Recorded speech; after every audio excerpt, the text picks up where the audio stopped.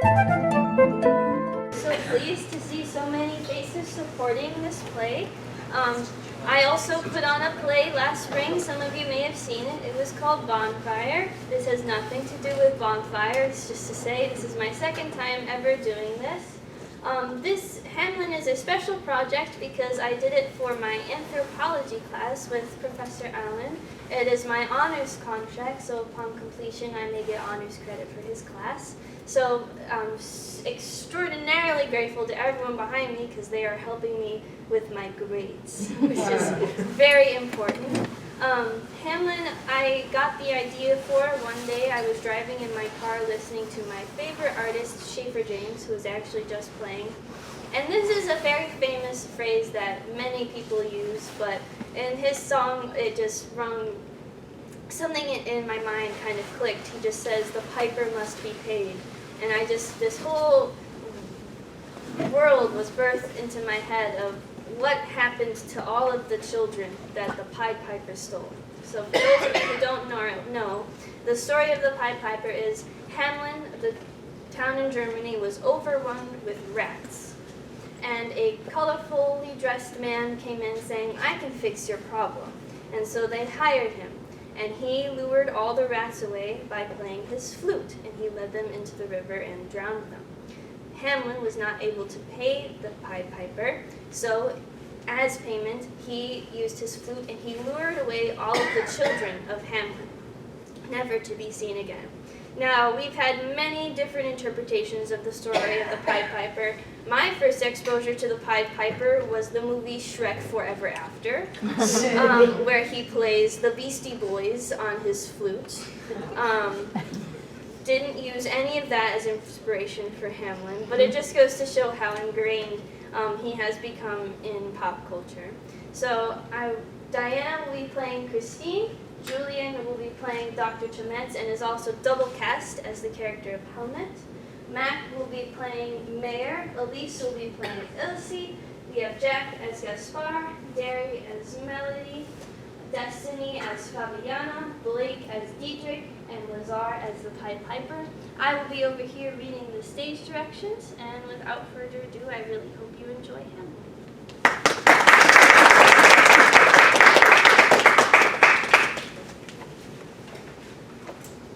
Hamelin. 1. Dr. Thometz's office. Dr. Thometz sits at his desk grading some papers. His office is adorned with various archaeological trinkets. Christine enters running. She is holding a small totem wrapped in white cloth. Dr. Thometz, it finally arrived. Dr. Thometz takes off his reading glasses. Well, let's see it. Christine gingerly places the totem on the desk and unwraps it. It is a small figurine of a piper. My goodness. He holds a magnifying glass to it. It's in truly impeccable condition. I know. I can't believe it. All the way from the 1500s. And now it's mine. I trust you'll take good care of it. Of course, it cost me enough. How much? I'm embarrassed to say. Let's just say I picked up a lot of shifts at the boba shop to be able to afford this. Combined with some of my extra scholarship money, but it's worth it. And it will make such a wonderful visual addition to my presentation. Ah, yes, your research adventure about Hamelin. How's that coming along? Oh, wonderfully. That was my other reason for coming today. Would you be willing to listen to what I have? I think I've made quite a breakthrough. Christine, I would love to, but I do have a lot of grading. Christine looks at him with puppy dog eyes. Christine, when you work in an academia as much as I do, you become immune to... She holds up the totem. He wants you to listen. Dr. Thometz sighs and laughs. Well, I suppose I can't refuse the piper. Perfect. Christine takes off her backpack and pulls out her laptop. Dr. Thometz laughs and returns to sit behind his desk. Christine places the totem next to her computer. She nervously clasps her hands together and eyes Dr. Thometz as he shuffles around some papers. You may begin whenever you're ready. Oh, okay. Well, as you know, throughout history there have been rare individuals who have discovered that they have the ability to control others through music. These individuals are in possession of a special gene called the Piper gene, a genetic mutation that biologists have traced back to around the 16th century. Of course, the name, the Piper gene, owes itself to the story of the Pied Piper of Hamelin, who was a folk figure of sorts who had the ability to control people through the use of his flute. The Pied Piper enters and bows to the audience. Christine stands and crosses to be next to him. In the folktale, the German village of Hamelin was overwhelmed by rats. The people were desperate. Mayor enters, crossing to the pipe. The Pied Piper arrived at the village and presented himself as a rat catcher, a perfect man to solve their problem. The village hired him. He then hypnotized the rats and led them away from the town and into a nearby river, drowning them. The piper dances off. Mayor shuffles uncomfortably. Unfortunately, the mayor of Hamelin was unable to pay the piper, so The piper returns. Villagers enter. The mayor exits. The piper plays a tune and they follow him. the piper hypnotized the children of Hamelin and led them away during the night. The piper and villagers exit. There are many theories as to what the Pied Piper did with the children. Some believe he drowned them as he did the rats. Some believe that he led them into a cave never to be seen again. However, some believe that they survived. And what does this have to do with the gene? Well, in order to illustrate the story of how the Piper gene came to be, I would like to follow a specific man from Hamelin named Gaspar. A letter was discovered recently that was sent by a man who had stumbled upon a village he called Flotendorf. This village is not recorded in any official documents, but certain surviving correspondence and personal notes from those living in Hamelin mention its name and allude to its significance in this case. Remnants of this village's culture also remain in the form of these totems. Christine picks up the totem and presents it. This totem, which bears an uncanny resemblance to the Pied Piper, suggests the existence of a village with a religion tied closely to the Pied Piper and his magic. Magic is a lost art that few know how to harness. Exactly. Many search for it within their own religions or even claim that magic is something evil. However, we cannot deny its existence in older cultures, or at least the belief in it. Even recently on the news, we saw the arrest of a man who was using his magic to influence gambling winners into gifting him their winnings. Those few who are identified with having the Piper gene are banned from studying music in the fear that they may use it for evil. Before you continue, Christine, let me ask you, do you think it is morally correct to ban those with the gene for music? Christine pauses for a moment. I suppose it should be taken at a case-by-case basis, almost like selling someone a gun. People can use guns for evil, but we still allow people to purchase them if we deem them mentally fit enough. Those with the gene should be deemed mentally fit to study music, and if they aren't, then they should be barred. Interesting. Continue. Thank you. So, imagine Gaspar. Gaspar enters. So, nice weather we're having. Christine gestures to him as though he is there, but he appears not to see her. A farmer from Hamelin, married. A victim of the Piper whose child had been stolen. He is traveling home from a nearby village. The road is unkempt, fog shrouds his vision. He stumbles down and falls into a dip on the side of the road, injuring himself. Ow! He suffers a small fracture in his leg. Ow! He's unable to move and falls unconscious from the pain. Dr. Thometz's office fades away to reveal a small cottage with a bed. A woman, Melody, sits at a table with a mortar and pestle. He awakens in a strange village. 2. Melody's house. Christine and Dr. Thometz remain in the faded lights. We are now in the 16th century inside the house of Melody.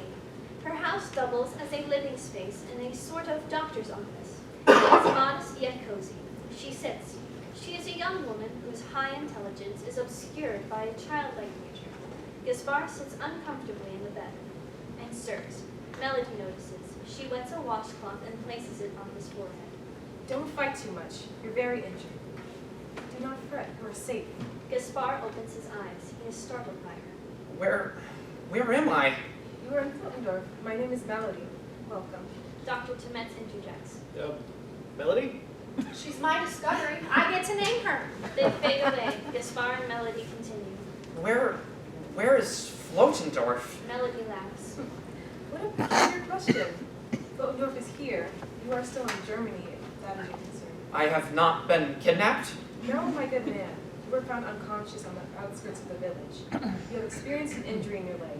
Our guard, Diedrich, brought you to me. I'm a doctor. A woman doctor? I beg your pardon. Excuse me, I have just never met a woman in such an esteemed profession before. I had no idea women were capable of such things. I assure you I am quite capable. I would advise keeping such thoughts to yourself in the future, however. There are many women in many different professions here, and not all of them are as forgiving as I am. I apologize, my lady. Gaspar eyes her. You're quite young for a doctor. Most people in Flotendorf are quite young. Are you certain I have not been spirited away to some fairyland? I promise. Diedrich enters. He is a stern young man. Welcome, Diedrich. She stands and they embrace. They place their left palms together and bow, almost dancing. Diedrich turns to Gaspar. I'm sorry I cannot get up to greet you, young man. I hear you were the one who saved me? Yes, I'm glad to see that Melody has brought you back to good health. Thank you. Diedrich shifts uncomfortably, glancing at Melody. May I ask your name? Gaspar. Well, Gaspar, we are in an interesting situation. For the safety of the village, we rarely have outsiders. Our culture is different than many in Germany. Yes, I'm starting to see that already. Indeed. I ask that during your time here you keep an open mind and do not interfere with the practices of our village. Nor, when you leave, do you speak of this village to anyone. Is that understood? What if I do not promise? Diedrich smiles. He opens his palms and bows slightly. There is a slimy stand. Gaspar, we do not have any criminals here in Flotendorf. Punishment is not of our ways. Then why do I feel as if I'm being threatened? Feel however you wish. I am merely asking that you aid in the protection of this village. Are you the leader of this town? Diedrich laughs. No, Gaspar, our town has no leader. I am simply the god. Gaspar narrows his eyes, confused. I must return to my duties. I will leave you to heal. Goodbye, dear Melody. May song always carry you to brighter places, dear Diedrich. Diedrich bows respectfully to Gaspar. Gaspar. Nice to meet you. Diedrich exits. How long will I need to remain here until I am healed? Your fracture was not too extreme, so perhaps a week or two until we can secure you a horse to bring you home. Am I to be tucked away from the rest of the village during this time? Not at all. As soon as you're well enough, you are welcome to Rome, though Diedrich has asked me to stay in your company. So I am a prisoner. There are no prisoners in Flotendorf, Gaspar. Melody laughs. I understand your suspicion. I promise, once you're all healed, we will ensure your safe trip home. We? It takes a village. Melody bows. She exits. Gaspar sits in bed, moping. 3. The village Flotendorf, night. It is nighttime. Diedrich hovers by a corner. A small flute sound plays and a glow emanates from behind the corner. Christine leans in to present the scene. Though the village Flotendorf was a paradise to its residents, the magic that conjured it into existence was one of control and trickery. Good evening, Father. Hello, my sweet Diedrich. How is our visitor? Injured, but his mental faculties are all in order. Is he from where we thought? Yes. Then he has become a strange fly in our parlor. What are we to do, Father? Keep him here for now. Keep him happy. Keep him fed. Find a way to ensure that he does not want to leave. That may prove difficult. He comes from a culture so different than ours. Then ensure he can assimilate. And ensure he does not want to find out where the others are from. Yes, Father. Stay strong, Diedrich. I'll be returning soon. And Diedrich, Yes, Father? Fabiana enters, ensuring she is not seen. I love you. I love you too. Diedrich turns. Fabiana walks towards him, startling him. Fabiana. Were you talking to him? Yes. What did he say? What's going on? Fabiana, that is none of your concern. It is not our way to keep secrets, Diedrich. Who are you to tell me of our ways? I am the keeper of stories. Diedrich and Fabiana look at each other for a moment. They begin to crack a smile and embrace each other, kissing. I wish I knew what you were up to, my love. One day you will know everything, I promise. How am I to keep stories if the stories are hidden from me? It is only for the safety of the village, my sweet. Fabiana breaks the embrace. Is it true that there is an outsider in the village? Yes. An outsider by the name of Gaspar. We believe he may be from Hamelin. Hamelin? Yes, don't fret, Fabiana. He has no idea the nature of the village. Let us hope he never finds out. Indeed. Please, come home now, my love. Diedrich eyes her. A flicker of lust crosses his face. Why? Do you have certain plans for me? Fabiana smiles devilishly. Perhaps I do. Then perhaps I shall come home. The two hold hands and exit, giggling. 4. Melody's house. Gaspar sits sadly. His leg is more healed now. He holds a pen and paper and is writing. Christine sits next to him, holding a weathered version of his lamp. To my beautiful wife, Ilse, I can only imagine your anguish at the moment, fearing that you have lost me on the anniversary of losing our own daughter. Please know that I am safe and well. And you are forever in my thoughts. I injured myself during my travels, but I am healing fast due to the hands of a talented doctor. Would you believe if I told you my doctor was a woman? Never will we find such things in our own village. I will try my best to make it home as soon as possible. Stay strong. Your loving husband, Gaspar. Christine gazes at Gaspar sadly for a moment. She leaves. Melody enters. What are you doing? Writing a letter to my wife, Wife? Ilse, the most beautiful woman in the world. Is she your mate? I suppose that's a rather primitive way of putting it, but yes, women are quite different in my village. How so? Well, they do not become doctors like you. Some work, but many live to obey the will of their husbands. And do you think this is right? Well, I suppose I do not know any other way. I love my Elsie. She is a loyal and obedient wife. I would do anything to protect her. I've never raised my hand to her, if that's what you're concerned about. That's a common practice in your village? Gaspar is now sweating. I suppose so. If a woman's not behaving as she should, there are measures that are taken to ensure her obedience. Melody is frustrated. I wish I could go give whoever made that rule a piece of my mind. I apologize if I upset you. I have no wish to treat the women of your village the way that we treat women in mine. That would be greatly appreciated. May I examine your leg? Of course. Melody kneels by him, examining the bandages. You're healing perfectly.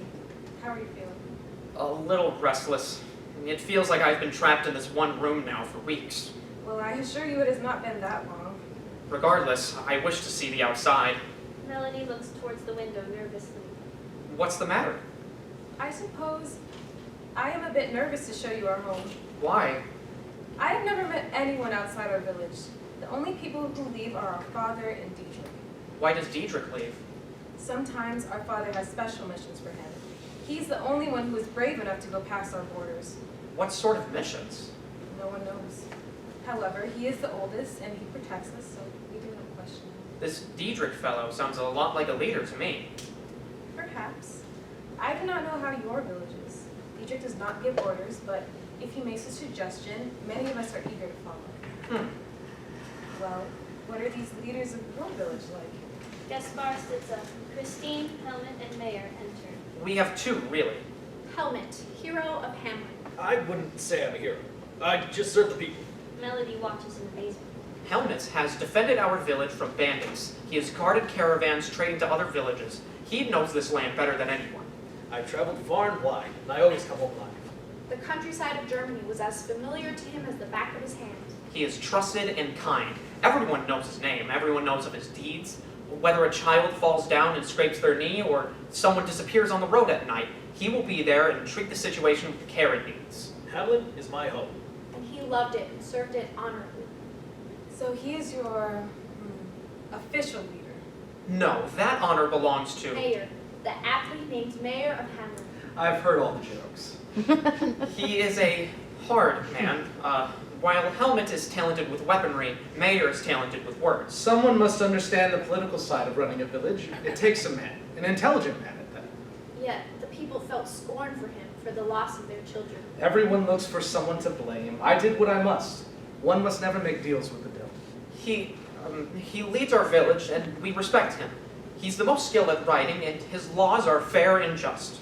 He was shrewd to keep Helmut so close. If Helmut trusts and serves him so loyally still, then so should we. I do not need the people's gratitude. I simply maintain order. I do so hope that I am deemed important enough to rescue. Mayer and Helmut exit. Christine continues to watch. Why must you be rescued? Gaspar looks at Melody sadly. Melody, you have been very kind, and I will forever be in your debt for your talents in medicine, nursing me back to health so quickly. But this entire ordeal has been incredibly frightening and taxing for me. I wish to go home. Melody examines his leg. Tomorrow. Tomorrow I'm to go home? No, but tomorrow you should be well enough that I can show you the rest of the village. Gaspar sighs. Christine sits next to him. That doesn't make you happy? No, thank you, dear girl. I would be so glad to see your village. Oh, wonderful. I am sure everyone is so excited to meet you. Melody exits. Christine brushes the hair from Gaspar's eyes. Oh, my sweet Ilse. I miss you so. Gaspar begins to leave. Christine exits. 5. The village Hamelin, evening. Ilse holds herself despondent. She is a large spirit forced to be small by the world around her. Helmut approaches. Ilse bows to him. Helmut, thank you so much for coming. What is it, my dear woman? My husband, Gaspar. He left to trade with the nearby village, but he was supposed to be home by now. I haven't received any word from him. All the framework has fallen upon me. I'm so worried about him. He was traveling to Hamelin and back to trade for supplies. And no word, you said? None at all. Please, I know it's not much to go on, but I'm desperate. I can't stand after everything that's happened. Gaspar is all I have left. Calm yourself. Everything will be all right. Is there anything you can do? I will investigate the roads of Hamelin and see if I can spot any caravan wreckage or any sign of your husband. Thank you, Helmut. Of course. Christine enters as Helmut exits. Dr. Thometz follows her. It must have been quite difficult to be a woman in those days. One may argue it is still quite difficult to be a woman. You don't have to tell me. But as for Ilse, An interesting figure. Someone who has lost practically everything. I like to imagine her as a strong woman. Someone who has learned to game the system she found herself trapped in. A fine conclusion. Ilse exits. Christine and Dr. Thometz follow. 6. The village Flottenberg, day. Melody enters, guiding Gaspar, who is walking gingerly. Come, Gaspar. Just take it slow. Yes, Melody, yes. The village is teeming with life. Villagers play games. One villager plays the pipe, causing a plot of plants to grow instantaneously. Gaspar watches in amazement. Was that magic? Of course. Our village lives and breathes magic. It is our biggest blessing. So I have been stolen by the fairies. Christine enters and guides Dr. Thometz through the village as though they were time travelers examining the past. Gaspar is led by Melody into the heart of the village. As Gaspar was welcomed by the village, he was astounded by both the real magic and the magic that came from a village not cursed by any sort of greed. With no money in sight, there was practically no commerce, and food was shared freely to anyone who was hungry. In exchange, everyone upheld the village, keeping it clean, maintained, and always lent a hand to each other. Gaspar was puzzled to see children playing in the center of the village, with adults playing and laughing with them. Christine and Dr. Thometz exit. What are those men doing? It seems they are playing a make-believe game. With the children? Of course, everyone plays games here. How odd. Do the adults in your village not play? Absolutely not. The children hardly do either, save for holidays here and there. Most children are dedicated to their parents' trades at a young age. Children are raised exclusively by their parents? Well, of course, anything else would be absurd. Melody laughs. Are you familiar with the phrase, "it takes a village"? I'm afraid not. Well, here, everyone raises the children. We all know all their names, and they know all of ours. We all act as parents. Well, certainly it is not the responsibility of others should two people accept their lot to bear children. Gaspar, children are our future. We are all responsible for the future. Gaspar gazes sadly at the children. Melody notices and quickly touches his shoulder. You seem sad. What's the matter? It's a very long story. I have all day.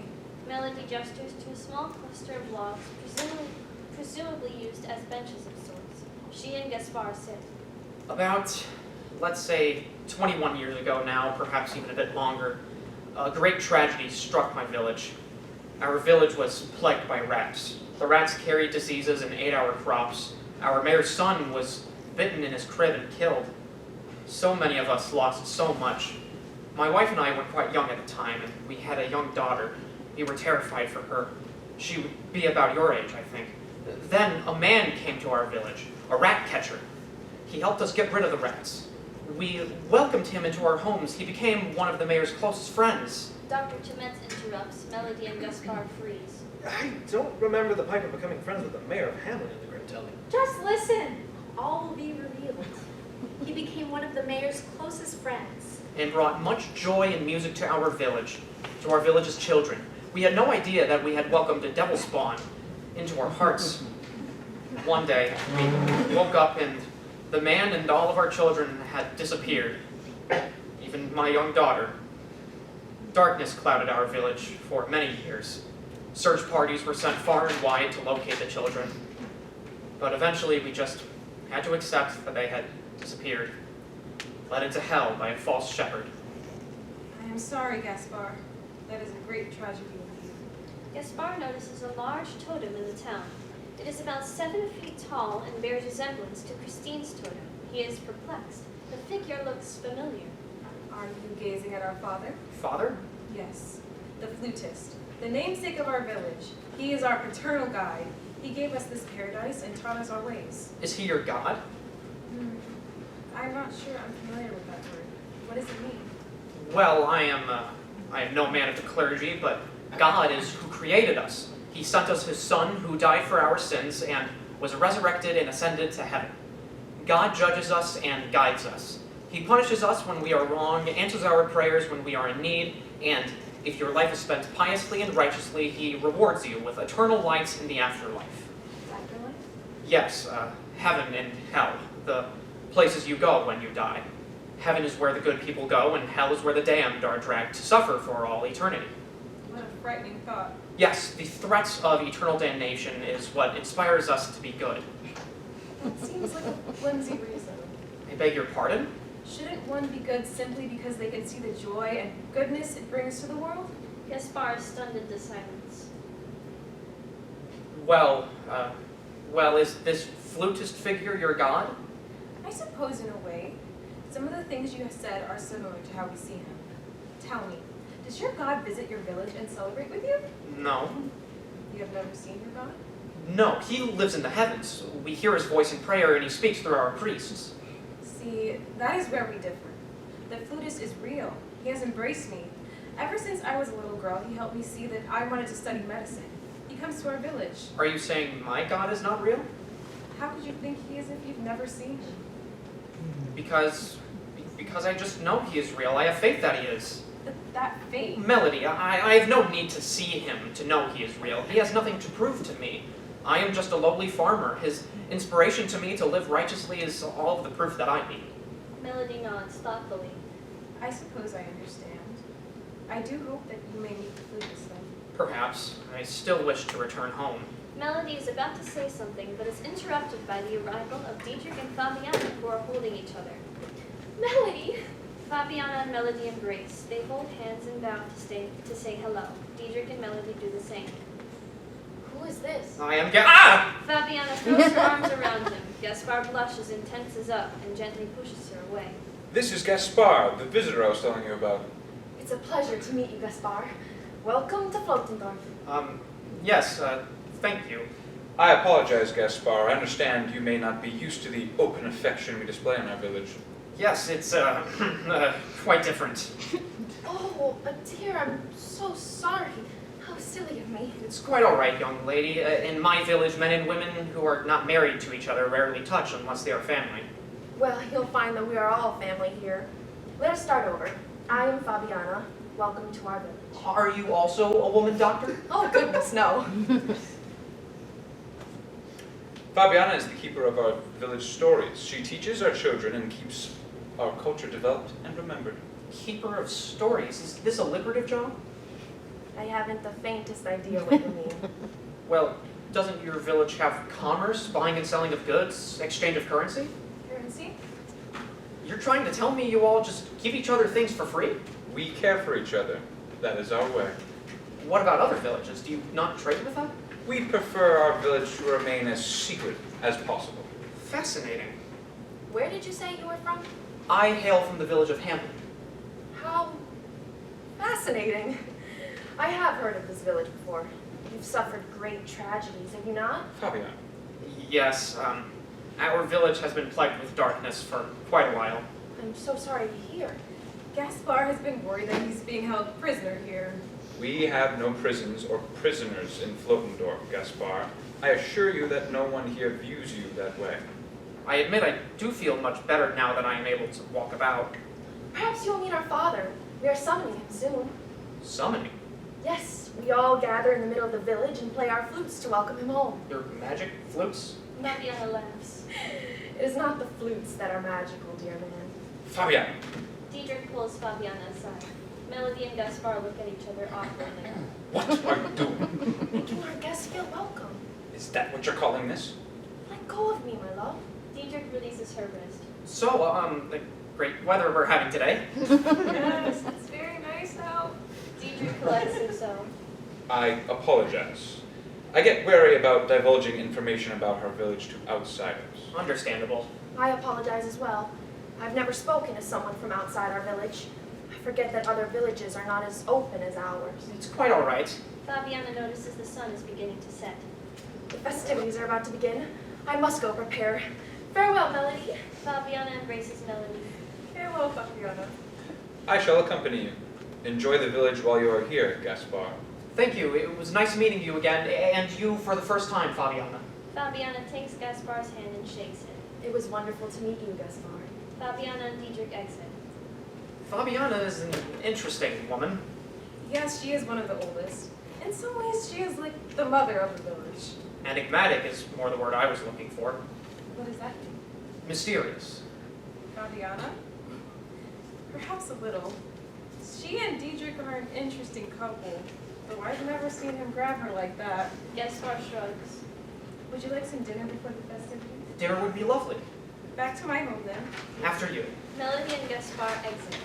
7. Dr. Thometz's office. Dr. Thometz and Christine sit at the desk. Christine? I'm not sure the word enigmatic existed in the 16th century. Oh, all right. Forgive my big brain words, I guess. I meant no offense. On an unrelated note, do you write a lot of fan fiction in your free time? Maybe. Yes, I can tell. And what's that supposed to be? Just an observation. Speaking of enigmas, Diedrich seems like an interesting figure. Yes. He was the first person the Pied Piper ever took, not a resident of Hamelin at all. Oh? From a small village not too far from Hamelin, a man bet his firstborn son in a flute-playing competition against the Piper.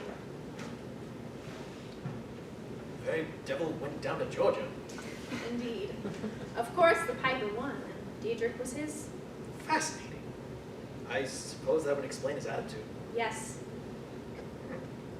I suppose our dear Gaspar has had some bad times ahead then. Christine looks down sadly. Gaspar enters, watching her answer.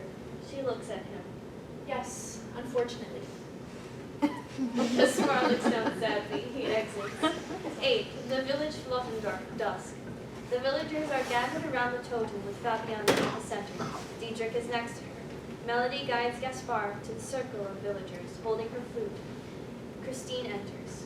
Let the festivities begin. The villagers raise their flutes to the sky. Gaspar stares at the large totem, hypnotized. He looks so eerily familiar. Shh. The joyous time has come once again to welcome our dear father home. Wait. Shh. Christine holds Gaspar's hand. Stay calm, Gaspar. Hark! He is nearby. Let us play our flutes and guide him to us. The totem begins to glow. The villagers play their flutes in unison, concocting an eerie melody that fills the air with magic. Gaspar tugs at Melody's elbow, but she appears to be hypnotized. Melody? Melody, I'm frightened. It's almost over. Fabiana plays a beautiful solo on her flute that the villagers all repeat. This happens 3 times. After the 3rd time, the totem stops glowing. Everyone is silent. Gaspar is petrified in the crowd. Suddenly, the Pied Piper emerges from behind the totem. All of the villagers rush to him, embracing and kissing. Father! Welcome home, Father. Gaspar watches aghast, practically petrified. Diedrich notices him. Thank you, my children. It is so good to be home. The Pied Piper notices Gaspar. The villagers notice and depart, allowing for a clear path between the 2 men. A stranger in the village? Gaspar steps back in horror. You. Now, let's calm down. You. Gaspar, what's wrong? Yes, Gaspar, what's... Keep my name out of your filthy mouth, devil spawn. The villagers gasp. The Pied Piper's expression darkens. Now, that wasn't a very kind thing to say. Gaspar is overwhelmed. He turns to Melody, who is staring at him, and looks at her. It seems as though she is the only person there. My daughter. She would have been your age. Gaspar takes a step towards her. She was stolen by the Pied Piper. So many children, our whole village. The villagers look at each other, confused. You even have Ilse's softness. You have her beauty. Gaspar continues to walk forward. Melody shuffles close to the piper. Gaspar looks angrily at the piper. Well, I am the father of these people, my good man. You may have raised them, but Melody is my daughter. The villagers begin to grumble restlessly and close around Gaspar. Enough! Diedrich's voice booms and separates them all. Father, if it pleases, the unoccupied house still has a cell in it for emergency purposes. Might I confine Gaspar there until we get the situation sorted out? It pleases greatly, Diedrich. We shall talk soon, Gaspar. For now, I shall celebrate with my children. Diedrich grabs Gaspar's arms. No, this can't be happening! Gaspar struggles himself free. He takes out his letter to Ilse. He runs to Fabiana, scrawling a message on the front as he does. He pushes it into her hands. Please, get this to my wife, please! Gaspar is pulled away once again by Diedrich and led away. The Pied Piper approaches Fabiana. You will not send that letter, will you, Fabiana? Fabiana smiles. Of course not, Father. 9. Flotendorf cell. Gaspar sits despondent in a makeshift cell. His head is in his hands. Ilse, I miss you so much. I wish you were here.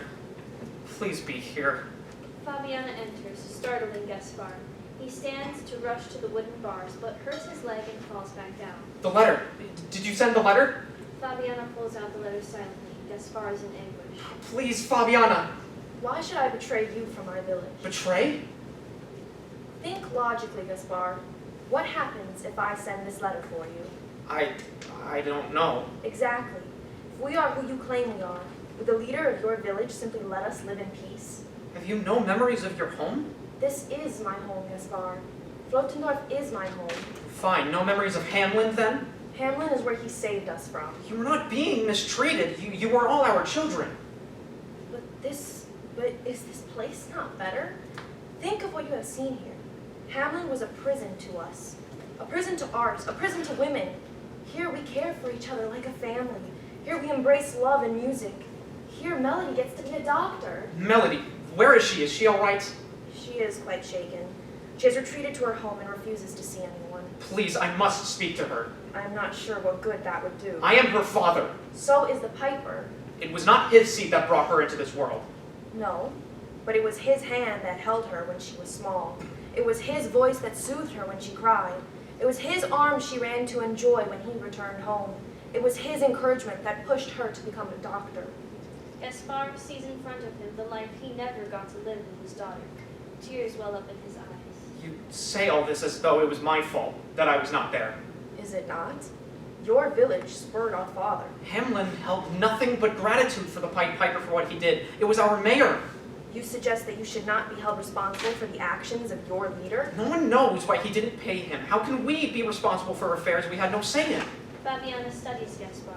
He looks at the wall sadly. You offer an interesting argument, Gaspar. But No but. It pleases me to hear you speak this way. Gaspar is silent, hopeless. I just want to see my wife. I want to go home. Fabiana looks at him with the eyes of a seaman. You seem like a good man, Gaspar. I apologize that you have become a pawn in this game. Pawn?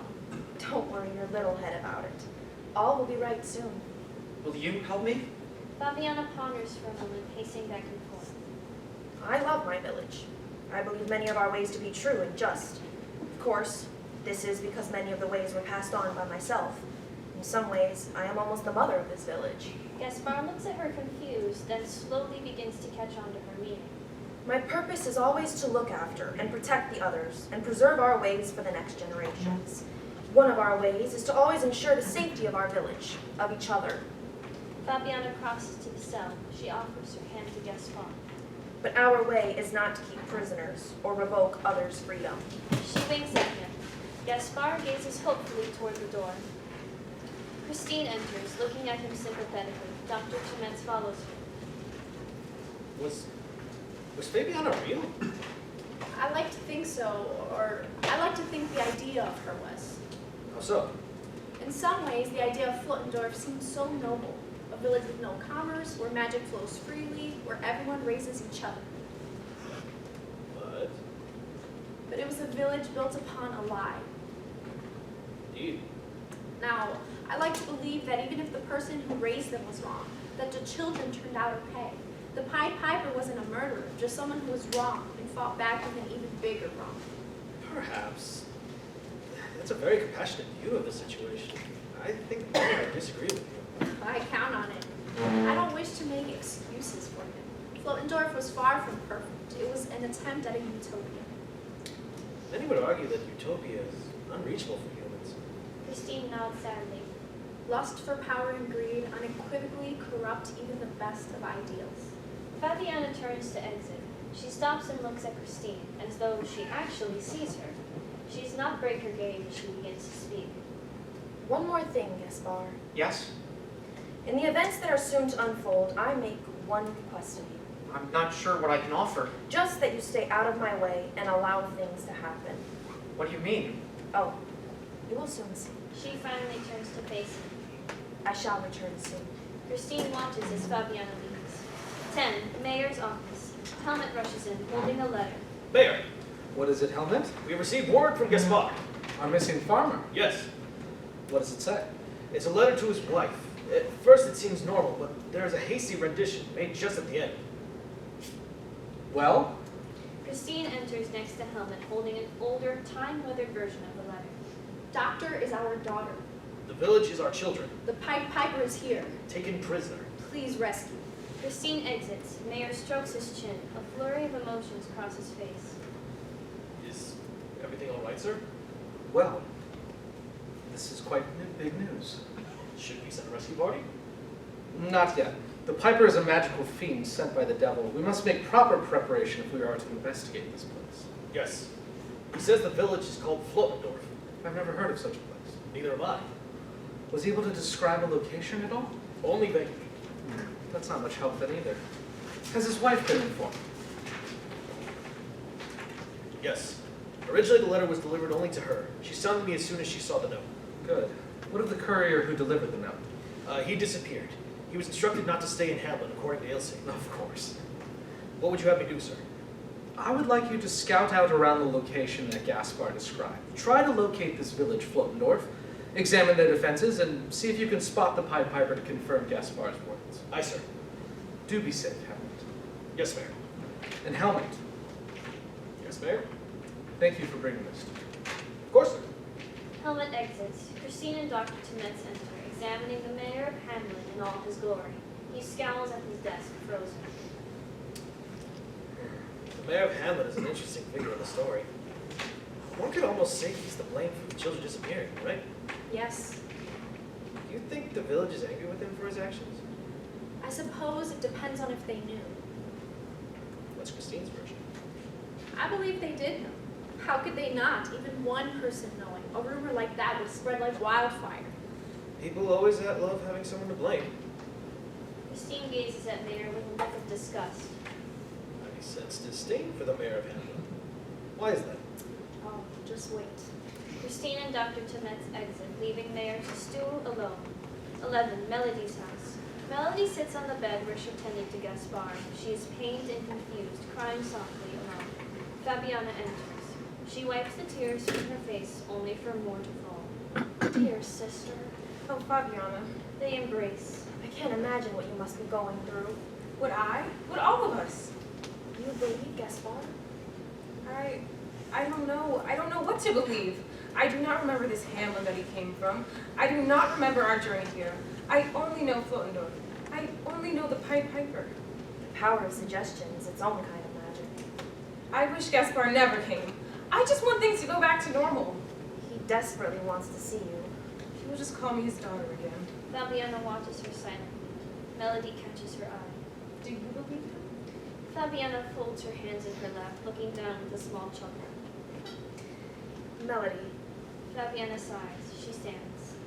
I am the keeper of stories for this village. There are stories that I know that I have never told the others. What do you mean? What if I told you that there was a word of truth in what our dear Gaspar was saying? No. Melody, Fabiana takes Melody's hand. Father's magic is powerful. And just a short time before Flotendorf became a spot on the world, all of us were from another village. Fortunately, that village was not good to us. It was not good to him either.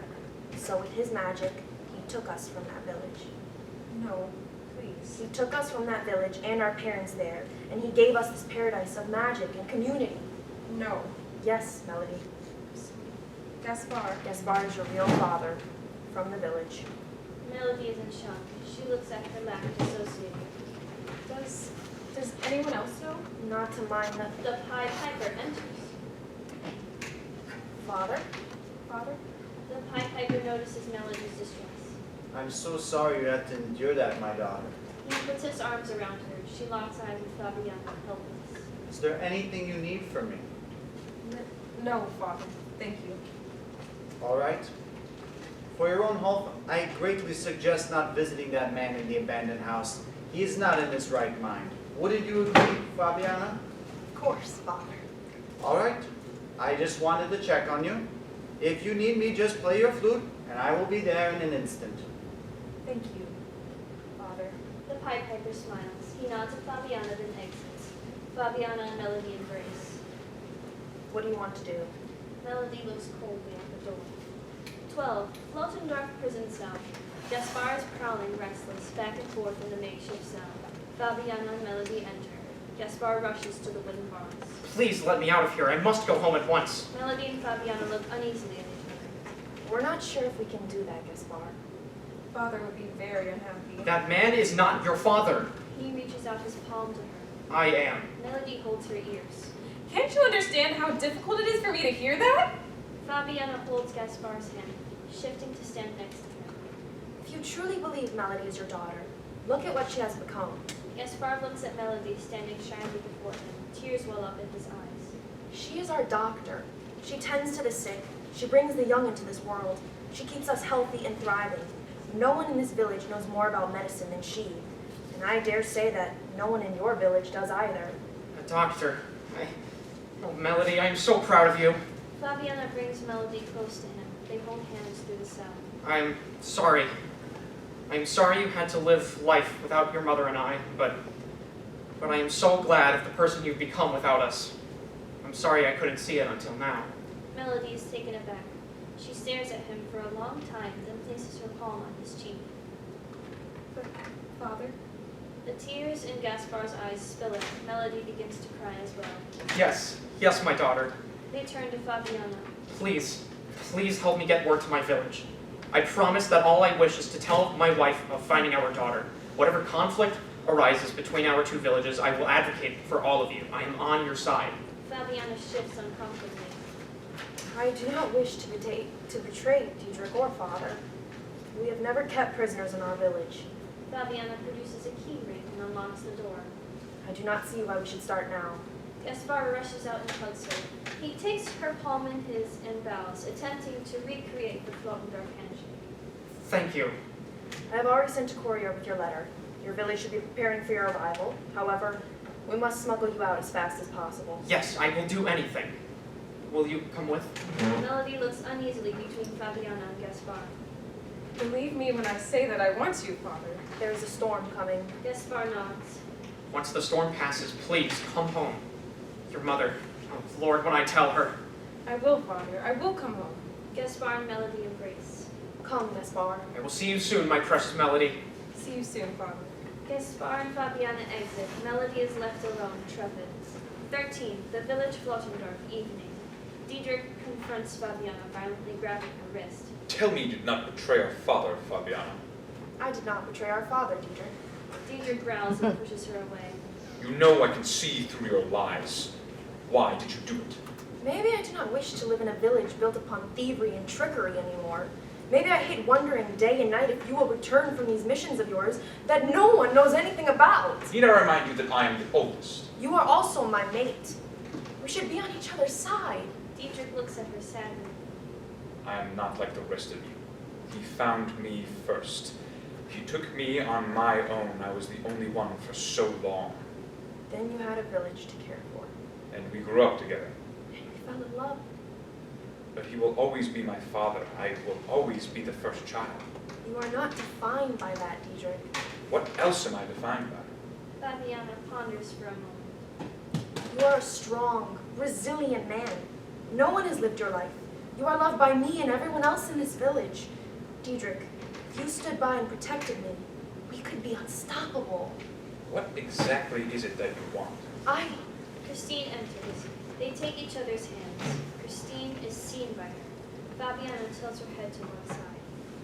I want to be the Pied Piper. Fabiana. This is my honest answer, Diedrich. I want this village to be mine. I want them to rush to me as their mother. I want to harness all the magic that he waves in front of our faces. Christine exits. Fabiana turns to Diedrich. He stares at her. He shakes his head and exits. I want it. I want it all. Fabiana exits. Martin, Mayor's office. Gaspar stands before Mayor and Helmut. Ilse is standing beside him. I found them, Mayor. I found the children. You say you found them in a village only a few days away? Yes, they call it Flotendorf. It's beautiful and terrible. They have no leader, and my What daughter... of the Pied Piper? Was he there? Yes, Mayor, but only sometimes. They worship him as a godlike father. They have abandoned Christ. Yes, I'm afraid so. But not all of them are evil. My daughter... Gaspar, I understand your excitement at locating your daughter. But might I remind you that these children were stolen by a spawn of the devil? What you saw, this beauty you claim you saw, could have not have just been a trick to have you fall into the claws of the Pied Piper. Gaspar is bewildered. I don't believe I've heard of Flotendorf in my travels. I didn't even find it, really. I was knocked unconscious from my fall and woke up there. Interesting. How are the defenses of this village? Slim to none. There was only one guard, a young man by the name of Diedrich. Only one? Yes, he seems to act as the big brother to the rest of the village, as they had no formal leader aside from the Pied Piper. Then the village could easily be sieged. These people that you speak of living there, how can you be certain that there are children? They could simply be some satanic cult tucked away in the hills. Helmut, just because your son died... Gaspar. It's difficult for paternal instincts to deceive Helmut, but if Gaspar believes that he's found our daughter, then he has found her. And the Pied Piper practically confirmed it. Yes, I believe you, Gaspar. But if these children truly worship the Pied Piper as a god, then they have succumbed to the devil and must be dealt with mercilessly. There is a moment of cold silence. Mr. Mayor, The three men look at him. if I may offer the perspective of a woman, Mayor hesitates for a moment. You may. think of the mothers in this village and how we've suffered from being ripped from our children. If there's a way to save them, bring them back to Hamelin, bring them back to Christ, is it not our duty to do so? Your wife is very wise, Gaspar. Dulcie is correct. We owe it to our children to show them where they came from. They are of Hamelin. They belong with us. Very well. If a representative from Flotendorf wishes to make a case for their village, I will hear them out. I will send a letter with the courier to Fabiana, the woman who helped me get here. Thank you, Mr. Mayor. I am sure that our children will listen to reason. I hope for your sake that they do. Gaspar nods. He and Ilse exit. Are you truly going to hear out a representative? I will, though I doubt anything they say could change my mind at all. There's no reasoning with men and women who willingly suckle at Satan's teat. Shall I send the word? Better yet, is that courier still here? Yes, sir. He's taking a meal and bed at the inn. Have him guide you to this village, Flotendorf. See it for yourself. Collect their representative and take them here yourself. Aye, sir. Helmut exits. Mayor presses his fingertips together, pondering. 15. The village Flotendorf morning. The piper stands, disappointed with Diedrich at his side. He eyes Fabiana and Melanie. I would like to know how our dear man of Hamelin escaped. I have no idea, Father. Don't lie to me, girl. The Pied Piper takes out his flute. I don't want to force the truth out of you, but I'm well capable of doing so. Fabiana looks at him with fear at first, then determination. Father, don't blame Fabiana. The Pied Piper turns to her. Why shouldn't I, dear Melody? Because Helmut enters. The four turn to him, concerned and suspicious. Who goes that? Easy. My name is Helmut. I bring message from the village of Hamelin. did Gaspar make it back okay? Yes, young man. He is safe. What is this message? Helmut gazes at the Pied Piper. Ah, Helmut. Hello. After all these years, it's really you. You haven't changed at all. And you have grown much older. So many inhabitants would celebrate me if I just killed you now. Diedrich cuts between Helmut and the Piper. I'd like to see you try. Easy, Diedrich. He will do no harm. Diedrich, Gaspar spoke of you. Helmut looks at the three young people standing before him.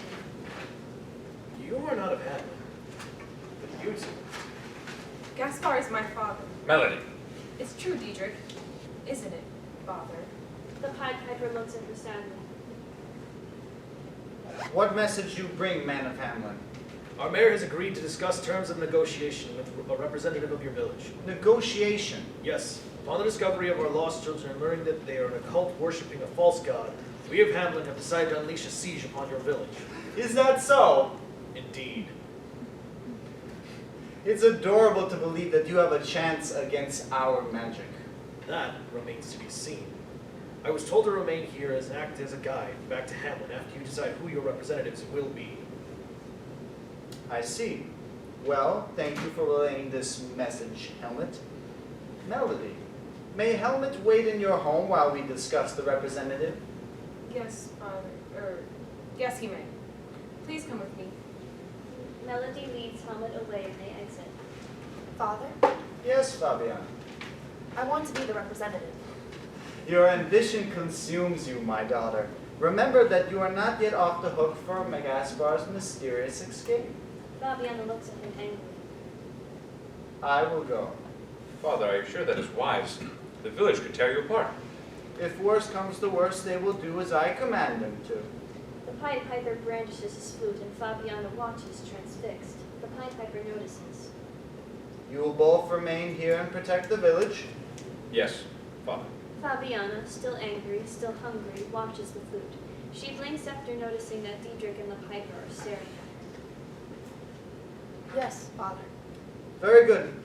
I shall set off immediately with the Helmut fellow. Hamelin is not terribly far a journey. I shall return home very soon.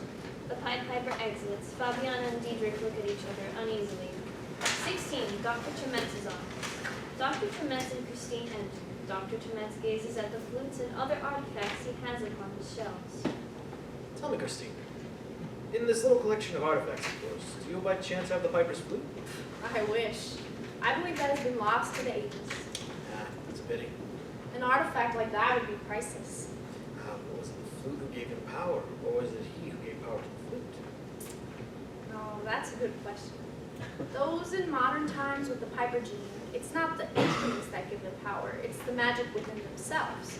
The Pied Piper is a magical being, powerful enough to imbue an entire village with magic. Why wouldn't he imbue his own artifact with magic as well? Indeed. Have you changed your tune at all about the rights of those with the Piper gene studying music? Christine scowls. I only ask because you appear to have a lot of affection for these people in the past. I guess I do wear my heart on my sleeve. Indeed. I don't know. Any form of segregation seems bad to me, but at the same time, true magic is so dangerous. Maybe those with the Piper gene should have to pass a sort of background check or be cleared by a psychologist before they're allowed to study music. That way they can study music if they're mentally sound to do so. Well, that is more of an inclusive point of view than most governments have. Yeah. Christine looks down sadly. She hears in the distance the Pied Piper's tune. Dr. Thometz hears it too. 17. Mayor's office. The Pied Piper enters Mayor's office. I had hoped I would never see you again. The feeling is mutual, Mayor. There is a moment of intense silence. I demand that the stolen children be released back to Hamelin. They are not children anymore. They are adults who can make their own decisions, and they do not want to come back. Preposterous. They are born of Hamelin. They belong here with their families. They've created families of their own. Many of them consider me their family. Mayor is shaking with anger. You could never be their family. You're shaking, dear. Mayor turns away from him. You used to let me help you with your emotions. I used to be a different man. An unclean man, one who did not follow Christ as he should. But that man was happy, was he not? Mayor relaxes, looking down sadly. He turns to the Piper. You've not the slightest idea how much I think of you. Dr. Thometz interrupts. He and Christine appear sitting across from each other. Mayor and the Piper freeze. Hang on. Are you implying some romantic relationship between the mayor of Hamelin and the Pied Piper? What? Would you rather I claim you were roommates? Fair, fair. But Christine, there must be some factual evidence for this claim. Well, I'm glad you asked. Christine pulls out a laminated letter from a folder. It appears to be quite old.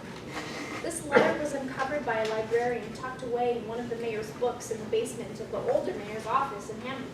She took it to an archaeologist who analyzed it, dating it back to the same time period that the children were thought to be stolen. The letter is as follows.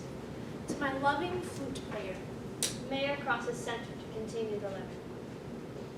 The way the sun dances on your hair is a fairer sight than all the angels in heaven.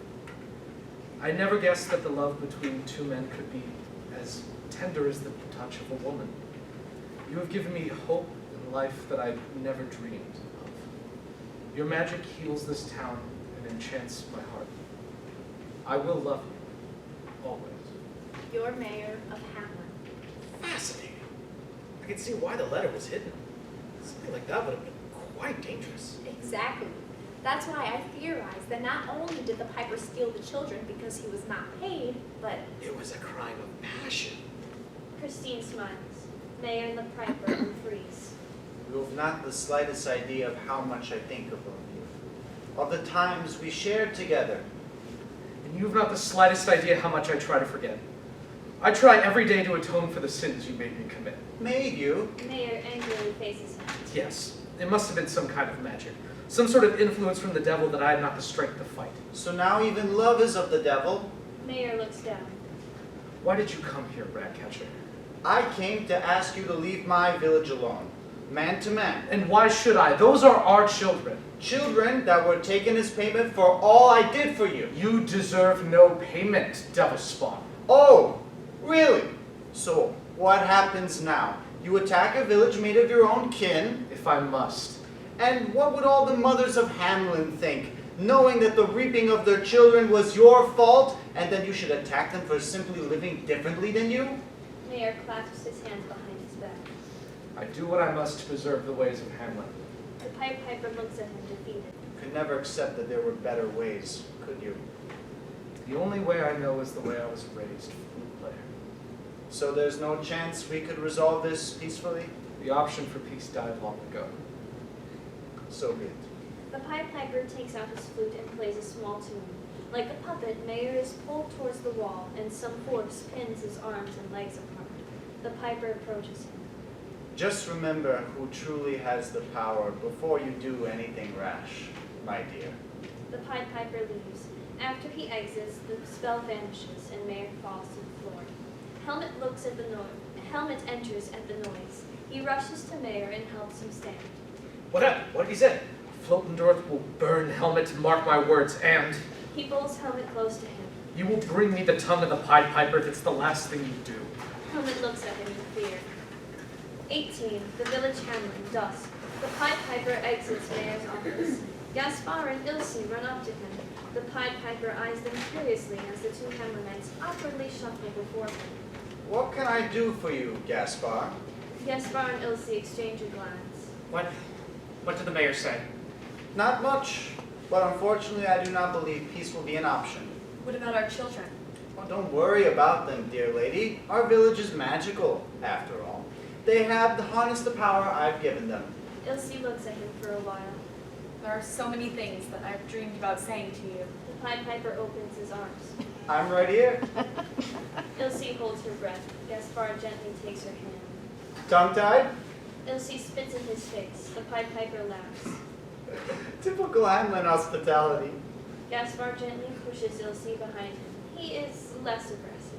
I want my daughter back. Surely there is some way to reach a compromise.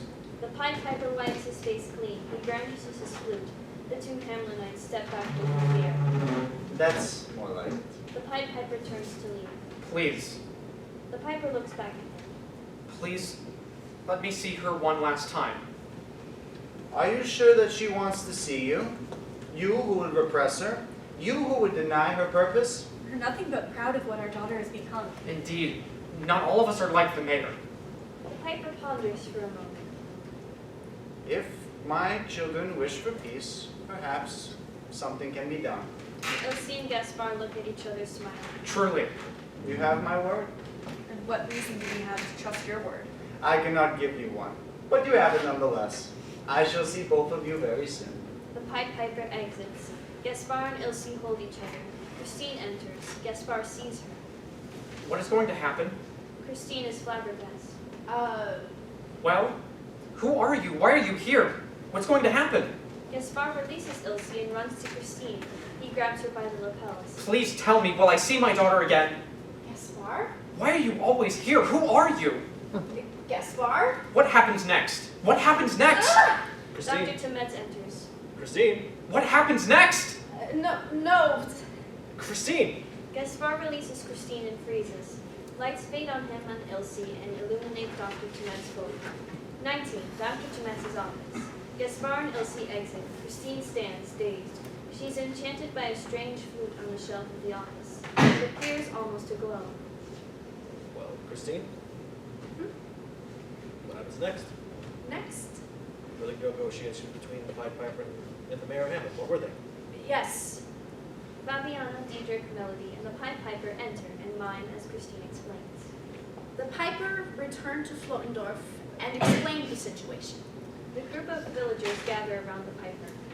He gave them a choice. Either he and Diedrich shall negotiate for peace, and perhaps the secrets and magic of the village would be revealed, or they must prepare for combat.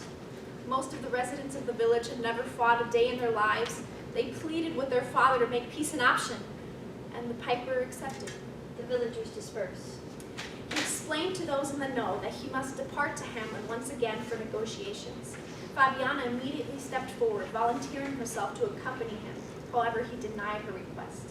He invited Diedrich, of course, to go with him. Melody begged the Piper to also let her join him. Remembering Gaspar's words, the Piper reluctantly agreed. The Pied Piper needed no guide to return to Hamelin. He knew the journey by heart.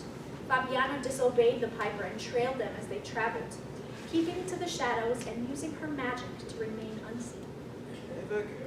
Yes.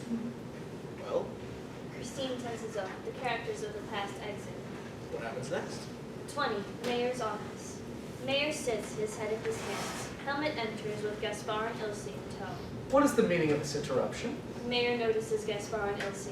And what are they doing here? Sir, the Pied Piper has returned. And why is his tongue not on my desk? He has brought with him 2 villagers from Frotendorf and claims he wants to negotiate for peace. Really? And whose idea was this? Mine, sir.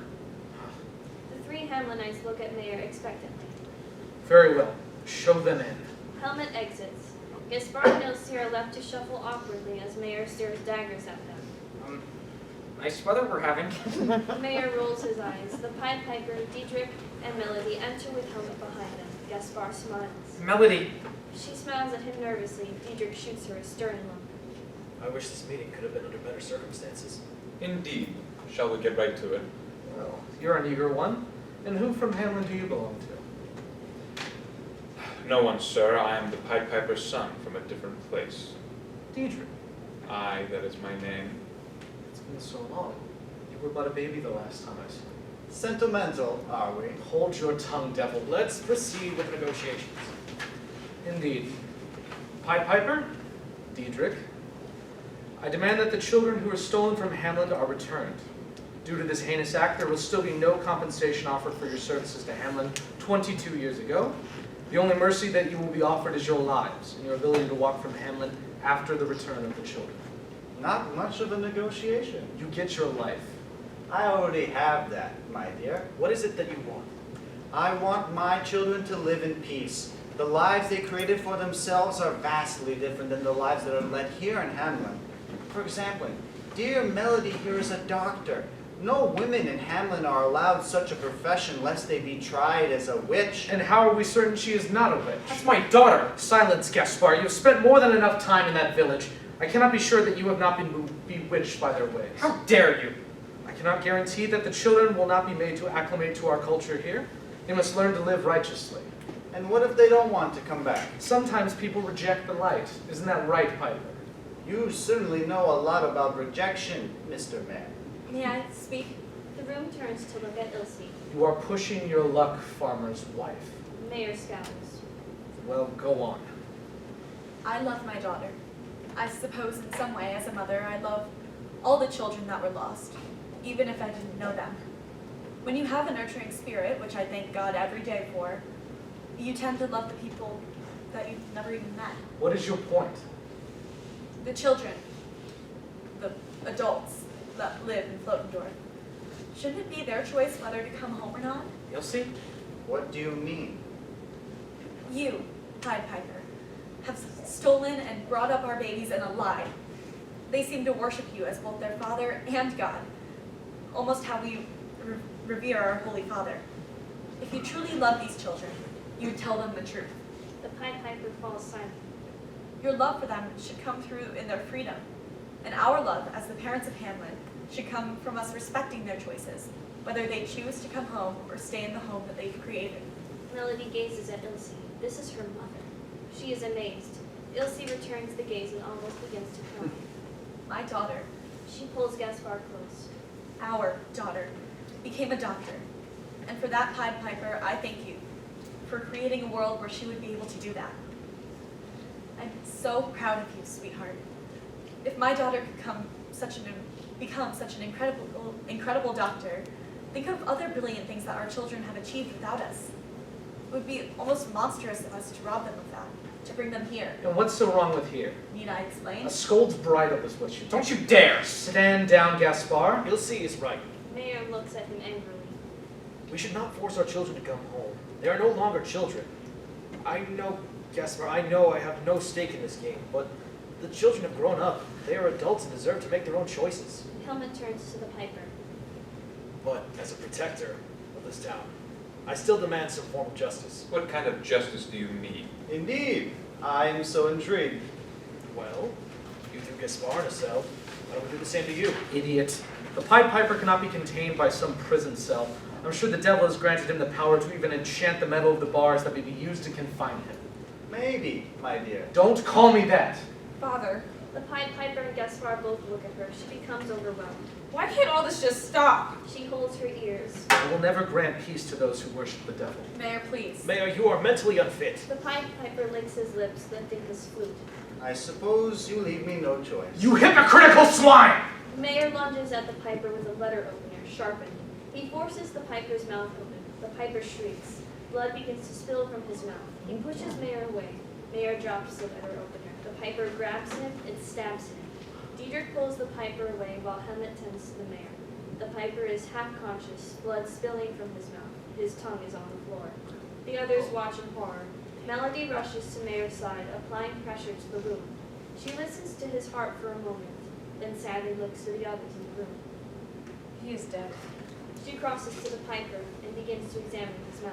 I can't believe he... He mutilated our father. Your father murdered our mayor. Fitting. Ilse, But if it hadn't been for the actions of those two, none of us would be here. Melody tends to the Pied Piper. Why did you do it, Father? The Piper cannot speak. well, what happens now? Melody stands. I wish to remain in Hamelin with you, Gaspar. Melody, Ilse crosses to her daughter. Of course, sweet child. You're welcome to stay with us. I cannot stand to look at you anymore, brother. Melody, you are our only doctor. I was fed a lie, just like everyone. Fabiana enters. Everyone is stunned by her presence. Fabiana, what are you doing here? I came to see my handiwork. Fabiana crosses to the Pied Piper. She sneers at the blood dripping from his mouth.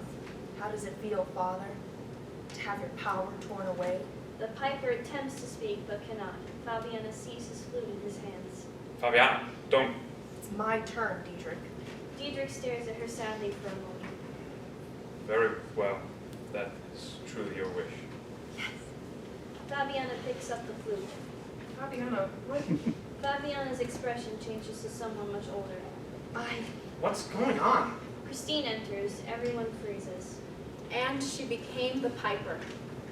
Are you suggesting the Pied Piper's flute is an Excalibur-esque artifact? I'm trying to spin a compelling story.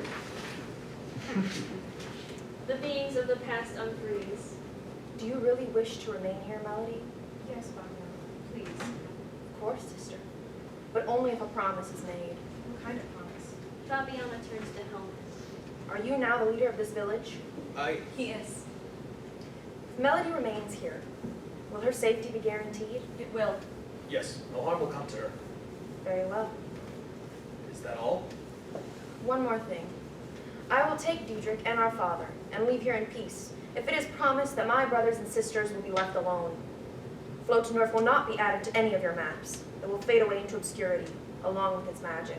I think that is wise. Well, what about you? How can we be so sure you will not repeat the crimes of your father?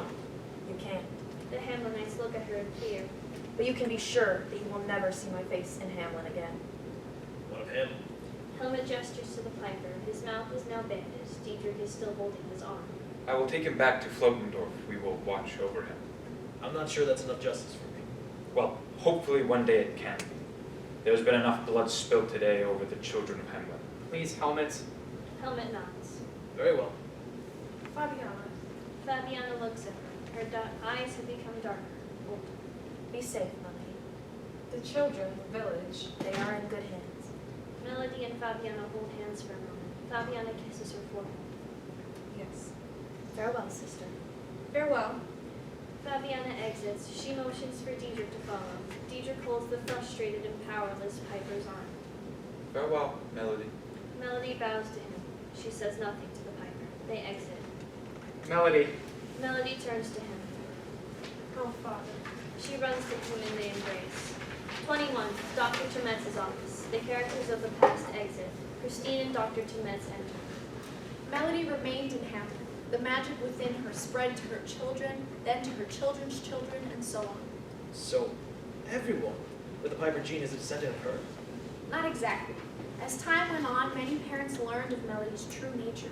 The courier was sent to Flotendorf many times. Some of the children rejected and elected to remain in Flotendorf, but there were some who trickled in, slipped through the cracks, reunited with their parents, and they brought their magic with them.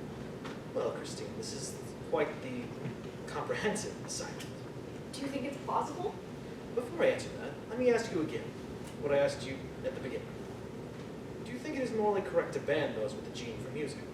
Christine pauses for a moment. Fabiana, Melody, Diedrich, and the Piper enter and watch her. No. It's easy for someone to become drunk on power if they have magic, but that does not mean we should restrict everyone from being able to express themselves through music. Dr. Thometz smiles. I'm glad to hear it. Dr. Thometz walks over to a shelf containing a myriad of artifacts from different cultures. So, do you think it's plausible? Dr. Thometz collects a flute. The characters of the past watch eagerly. He turns around excitedly. Yes, I do. I'm extremely impressed, Christine. Thank you. Do you know what this is? It looks like a flute. Correct. It's actually a suling, a flute from Indonesia. It's beautiful. Indeed. Now, Dr. Thometz plays a small tune on the flute. Christine is hypnotized. kindly hand over your wonderful essay. No, please. Dr. Thometz continues to play on the flute. Christine folds up her research and artifacts and pushes them to the other side of the desk. Dr. Thometz collects them. Thank you, Christine. I believe this will make me quite famous, and in my hands, it could even do a whole lot of good. You'll see. You've been a wonderful student, my dear. Anytime you need a letter of recommendation, please, think of me first. Dr. Thometz goes to exit. Turn off the lights when you leave. Dr. Thometz exits. The hypnosis on Christine ends. She looks around hopelessly. She begins to cry. Fabiana, Melody, Diedrich, and the Pied Piper approach her. They see her. She sees them. You're all here. Fabiana places a finger to her lips. Christine nods. Fabiana looks to the Piper. He takes out a flute and places it in Christine's hands. She looks at them all teary-eyed. They embrace her. Christine's tears become a look of determination. The end.